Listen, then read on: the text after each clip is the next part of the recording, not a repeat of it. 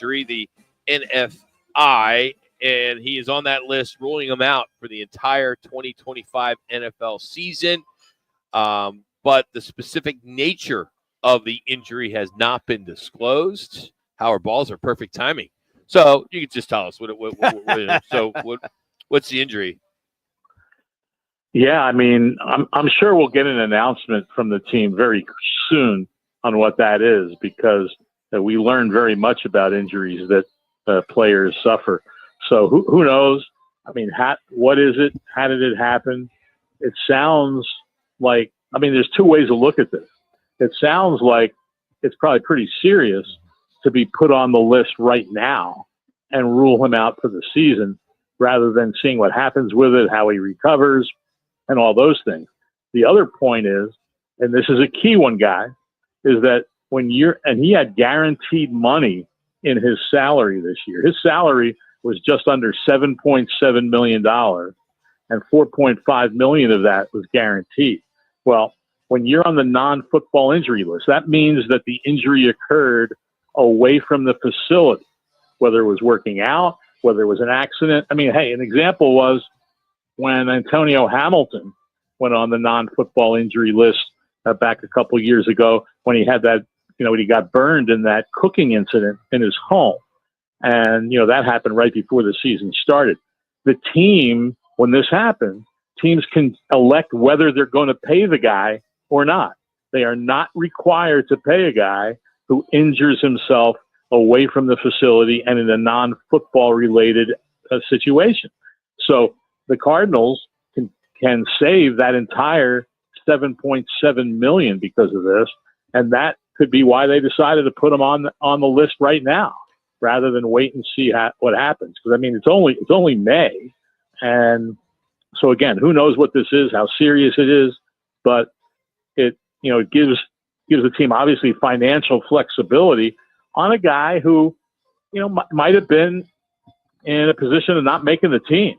I mean, when you look at this crowded cornerback room, this year they draft Will Johnson and Denzel Burke. He was in the 5th round, Johnson in the 2nd.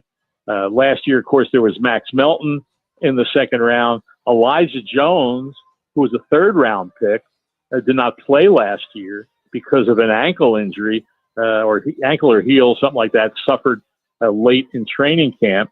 You've also got Star Thomas. You've got Garrett Williams. You've got, Keichel Clark coming back.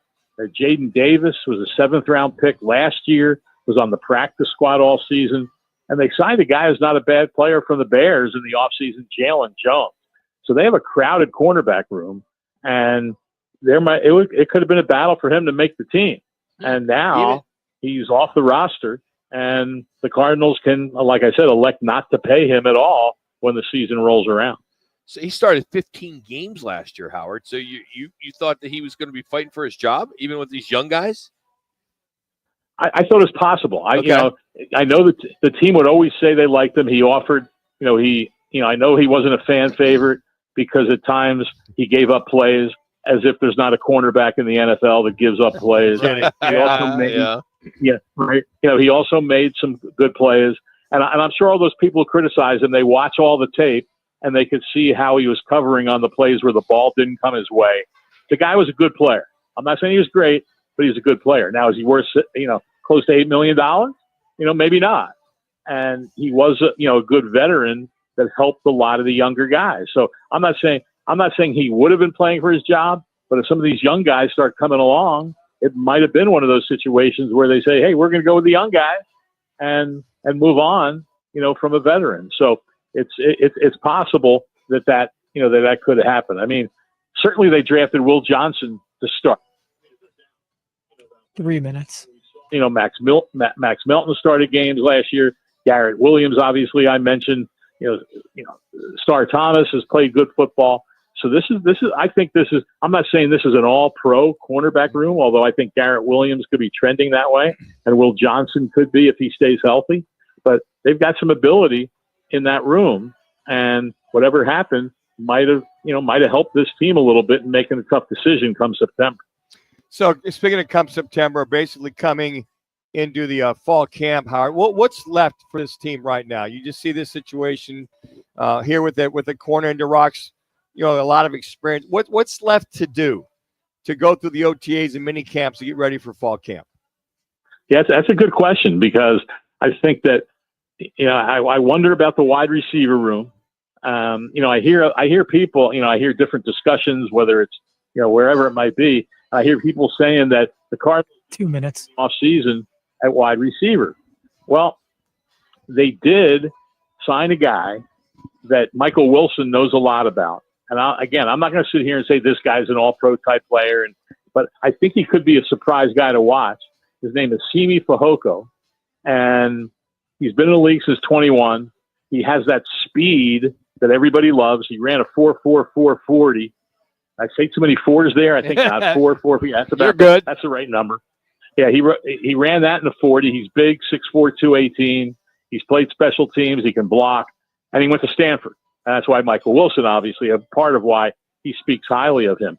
So he's going to be a guy I think can come in and compete for a job on this roster. You have your top three guys with Marvin Harrison Jr., Greg Dortch, and Michael Wilson. But who's the fourth? Is it Zay Jones? Is there someone else? Who rises up? 1 minute. And the practice squad last year, Twan Palmer, who was on practice squad all year, and Xavier Weaver was on the roster all season, but was only active for 2 games. So you wondered, might they add there? Might they add an offensive lineman? I'm still curious. We've got no word on Will Hernandez and what his rehab has looked like. But it's interesting to me how everyone talks about this offensive line as being set and really good. And I'm not saying it's bad, but you don't know who the right guard is going to be. Is it Isaiah Adams? Is it John Gaines? Is it someone else? Or if Will Hernandez is healthy by July some point, does he come back? Jonah Williams, I think, is a big question mark at right tackle. I mean, he played good football when he was out there last year, but he only played 6 games. And so what do they do there? Yeah, you have Kelvin Beachum, but I don't know if that's a guy you want to play 17 games. Christian Jones, the rookie. Clear for break whenever. And started the final game of the regular season, and by all accounts, held his own.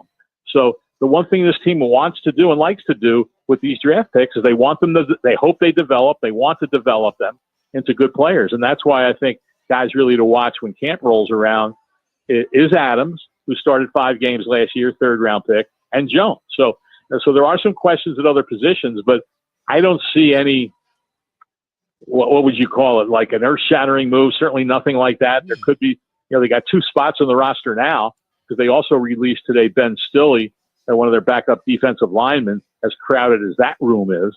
So they got 2 openings on the roster, but I think it's going to be guys that, are still out there, can compete and come in, for a job, obviously. Could it be a veteran if they want to come in and play for close to the minimum? Possibly.